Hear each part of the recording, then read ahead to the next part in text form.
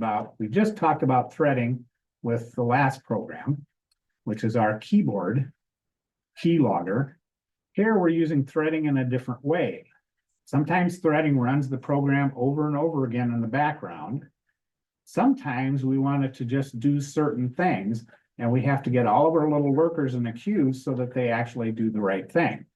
So let's take a look at that, and I'll give you my construction analogy for that. We do need threading, queue, we need our IP address thing, everything else is the same. However, in our init, we're defining something called a thread lock.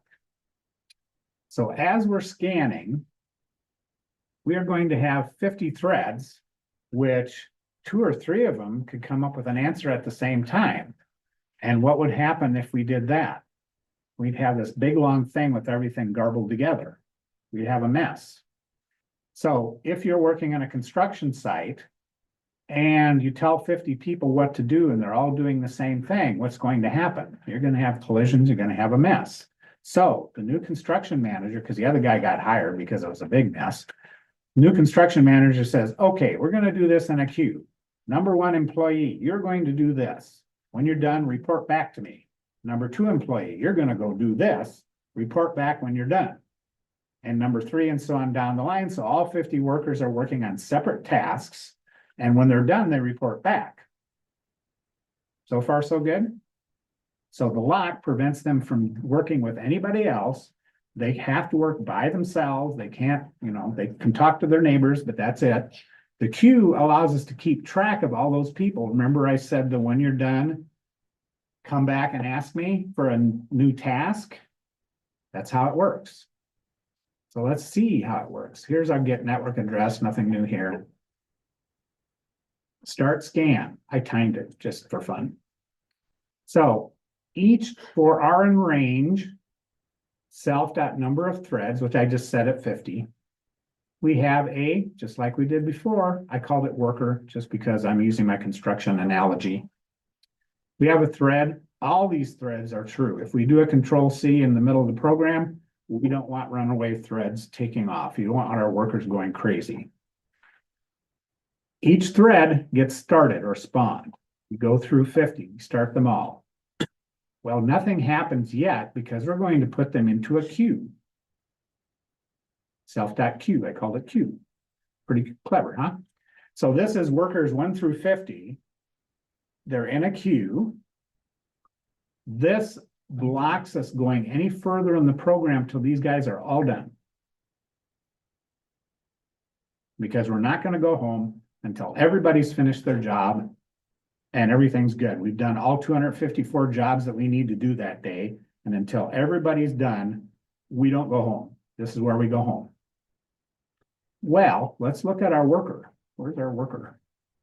Because I could call it anything. I just call it worker because that's kind of halfway common. There he is. So while true, we talk to the construction manager and we say, what's my job? And I get that from the queue, which the construction manager hands out. I scan it.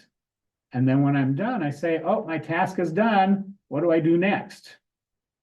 And all 50 people do that. Because we're looping. We're getting the next task from the queue. What happens when we have 50 tasks in the queue and nobody's reported back? Nothing. Because until somebody moves, that's what a queue is. It's like you're queuing up for tickets. Unless somebody's getting a ticket, the queue doesn't move. So the first guy reports back, oh, then we get another IP address. Then we get another IP address. They're all taking their turn, which means that when they're printing their thing, they don't print on top of each other. Wherever the printing part is. Where did I put that? Oh, I'm doing this with a list. Okay, this is not exactly a thing, but it's pretty close.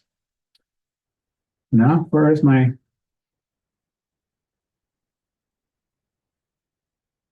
Oh, so many hosts found. Announce it's done. There's my printing. Because this is part of the scan method. There's my printing. Well, at 50, let's see how this guy works. We have 50 workers, they reported in, The manager says, okay, let's go. Oh, I think don't have that one set up right. I have it set up for my home network. Whoops. I don't have it set up for here. All right, so I have to type it in. All right, here we go. Dan.0.1.0/24. Now, those guys have reported back and taken on another project. Everybody that's showing up here, oh, I'm done. I'm moving on to the next. I'm moving on to the next. I'm moving on to the next. And I just chose 50 just because I chose 50. Could we choose 254? Sure. There's not a lot of overhead with this little pinging thing that's going on. But it took 20 seconds and I found 33 hosts. And I don't know where this person is, but he's a long ways away somewhere. I have no idea what that one is. Huh, interesting. So how fast does it go? That's why I put this in here. The more threads we have, unless what you're doing is really a high overhead thing, you may have to limit your threads. But in our case, we're just not doing anything. We're sending a ping packet out and seeing if it comes back. So doing 254, perfectly fine for this.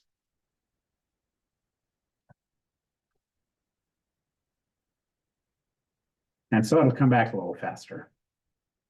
Except for that guy that's 1,000 milliseconds. Where is, oh, he did not come back this time. Or see, it's not sorted. 4.89, not bad. I do have one where I sorted it and I can't.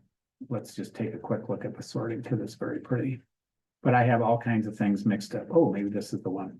Some of these are in progress and I never finished them. I did work with concurrency to try to figure out concurrency, which is another way to do threading. I never quite understood, but I can use it. Oh, look at there. We're keeping track. Because I'm storing all the IP addresses in a list and then I'm going to sort them. So it looks pretty. But I wanted to give the user some feedback that something's actually happening. Do you like a program where it just sits and you can't tell what's happening with no feedback? No, it's very frustrating for the user. Oh, look at there. They're all sorted out. Yes, look at that. It's beautiful. And there's our 187. So apparently it was something that was sleeping. I have no idea why it was, and now it's awake. So lots of places to go. I don't think I did this in the other program. I don't even remember how I did this one. Of course, I have a list. This has been a while. Let's see here. We already knew we had a list. Somewhere I'm accumulating it into a list, I'm assuming. There's that, we're printing.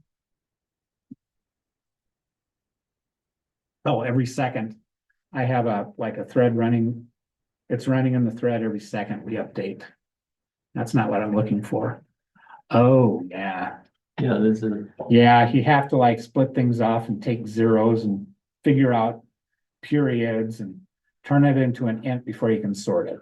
by the way, I did it like that first time, but then I changed the method. I kind of didn't split it by dots, but I just replaced the dot with nothing, and it just made one from the IP address. It's made one number. Good idea. Because sometimes you're using not 24, not